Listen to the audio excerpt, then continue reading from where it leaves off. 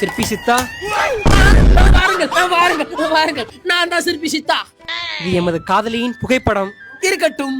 இதனை தாங்களால் முழு உருவமாக வடிவமைத்து தர இயலுமா? இதில் எமக்கு 2 மாதம் அனுபவம் உள்ளதுங்க ஐயா. நீங்கள் அதை சற்று தாருங்கள்.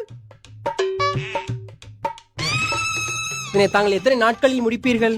2 நாட்களில் முடித்து விடுவேன். 2 days later. சிற்பி சித்தா, வாருங்கள். முடித்து விட்டீர்களா?